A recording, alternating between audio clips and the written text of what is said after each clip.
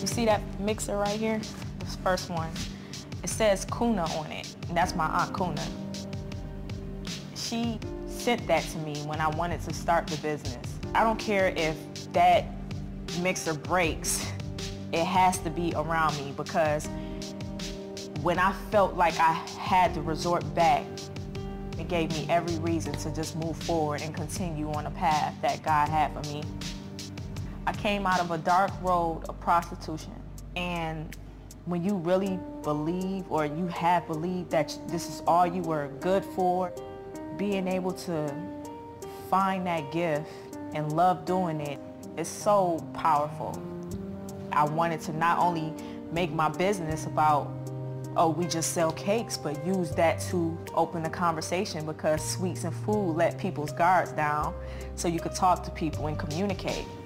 We all go through things for a reason. The purpose of us going through those things is to make us stronger, so that we can be a testimony to somebody else. Somebody else needs to hear that. Somebody else needs to know that they're not alone. Now I'm other girls' Aunt Kuna, and it's my responsibility to pay it forward so that their dreams come true too. So Neet Sweets provides employment opportunities for young women, because a lot of girls have records. This is just used as a stepping stone to get them where they need to go. Not every girl wants to bake, but every girl can come and get that motivation to know what they want to do, and then we can plug them into the right people to get that support. If Neet Sweets never sells another cake, the fact that I was able to turn my life around is what it all means.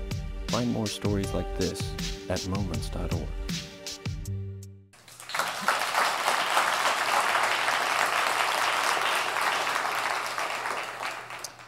I appreciate being here today. It's been a long journey, and this is one of the first times I'm getting ready to kind of open up and be transparent. It wasn't always like that. And it's never just about cupcakes either. You know, it's always been a mission behind everything that we do. I'll go back a little bit and just take you guys with me when I was, you know, just really trying to find myself, and I was a young woman, and, you know, I just didn't know how to get the support, didn't know how to talk to people, didn't know how to just really let people know what was going on with me. And I'm seeing it in a lot of our young women of our generation today. So I'm originally from Buffalo, New York, and I moved here when I was 16. And I was really mad. I was really upset with my parents, my mom, about moving, because Buffalo, New York was the only place I knew, and I didn't want to leave friends and family. So it was kind of a hard transition. But when I got here, my mom was struggling a lot.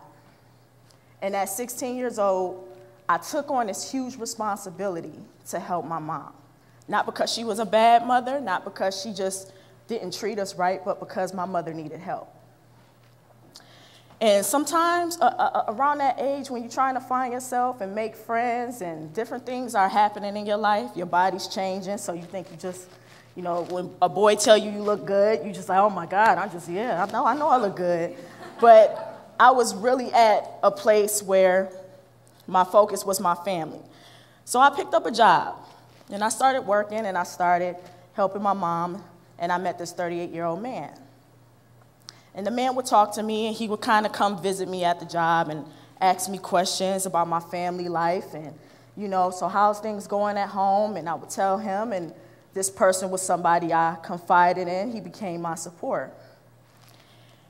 It took about 5 months of kind of just talking to me and building a friendship with me that I trusted this person. So this person kind of got more into my family life and just talked to me and was like, you know, so what do your mom need help with? Is there anything she's struggling with? And I'm like, yeah, well, you know, we need food, we need this, we need that. So he would give me $100. $100 at 16 is a lot of money. So you take the money, and I'm thinking I'm doing something awesome for my family, and I give it to my mom. And from that point, it just kept happening and happening. Unfortunately, my life took a turn because I became a victim of human trafficking. So at some point, I really trusted this person, and he betrayed me. I never looked at life the same again. So I'm dealing with a lot. I'm not talking to nobody about it. And this became a piece of my life that I just accepted. And I thought that's how I had to live my life. It took years before I was finally able to see something different or believe I can do anything different, because I didn't believe that. It was at a point in my life where I felt more confident with my clothes off than on. I really did feel that way about myself. But I always remembered when I was little, my aunt Kuna, she had her own catering business. So I would help her. And I used to help her bake cupcakes, and I used to, just want to be just like her. And she moved to Boston, so we was kind of far away from each other. So in between that time is how time just passed.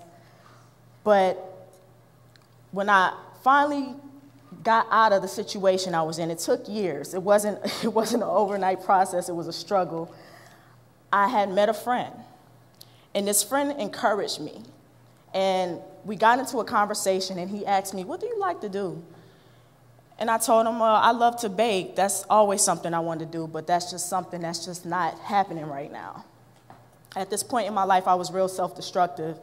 I accepted my life the way it was. I made a lifestyle off of human trafficking, which means I knew what to do to recruit girls. I knew everything my pimp taught me. I knew what to do. That was the way I lived my life. And when he tried to talk to me about something different, I wasn't really receptive to it. I was just kind of like, whatever, and kind of just breezed it off. But when he asked me a question, he said, "Why don't you just start the bakery?" And I'm like, "Well, how am I going to start a bakery? I don't have no money. Like, how is this supposed to happen with no money?" So he said, "I'll show you." He walked from Matthews, North Carolina to downtown Charlotte to get me a business license application. So he was always I'm from Brooklyn, we walk in Brooklyn, so that's, it's not a big deal. We walk, so if I could walk down there, why you can't drive your car down there? I said, "All right, you got a point, you onto something." So I started it. Something as simple as just starting it out of my home. One cake at a time.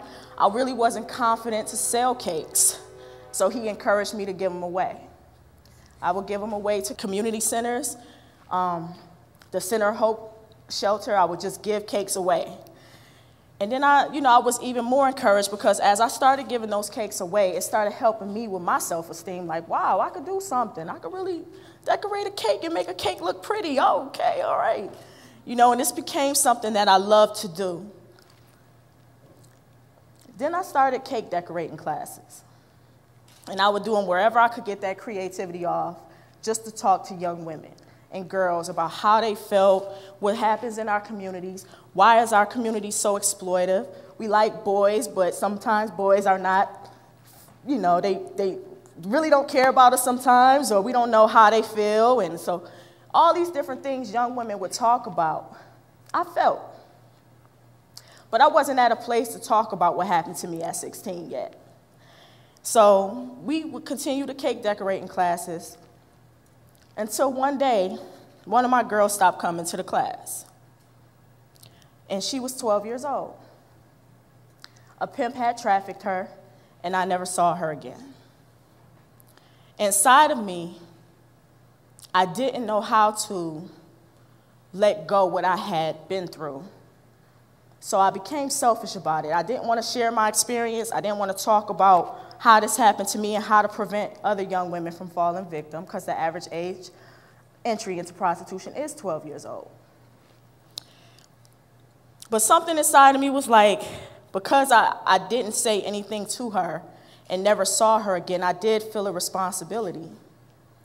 So I started using my cakes and sweets as a conversation piece to talk about this issue of domestic sex trafficking that happens to so many vulnerable young women here.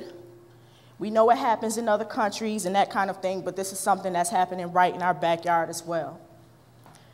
At that point, I didn't know how we were going to get the message out, how we were going to really talk to a lot of people, but it was something that started out of a broken down Jeep, and we would just share that with people. I never really knew how powerful it was. As I started to share my experience and that gift, it made me feel better. So like I said in a video, Neet Sweets it's a social business that works to employ young women leaving a life of commercial sexual exploitation and domestic trafficking. But it's also Neet's dream. And there's so many young women that we serve and support that have other dreams as well. And we want to make sure they're heard. So through that, in 2010, we created Market Your Mind, Not Your Body.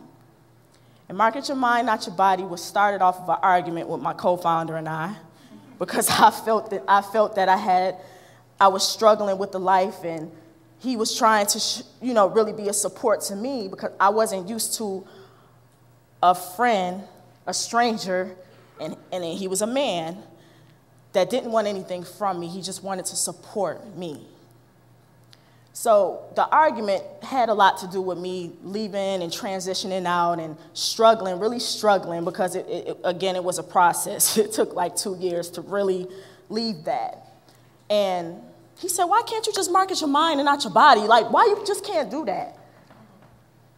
And I thought about it, like, okay, if I could sell my body, I could sell a cake. I mean, it's the same, like, you're right, like, it's the same thing. Like, okay, if I knew how to market myself in that way, I can do it in this way. And this way makes me so much happier. So the message, bakery, is beautiful, but it proves that you can make it out of a bad situation and turn your life around. And I dedicate my life now to working with young women and making sure their message get heard, even if they don't ever want to talk about their experience. They can have a gift and share that to the world instead of themselves. And it's awesome to see that every day, and I'm growing and learning every day. I'm not perfect, but I work on it every day, and I see the same process in them, and I'm constantly reminded to keep going because of that. And it's been days I've wanted to give up. But we love what we do, and so many people need to hear this message, and we're here. Thank you.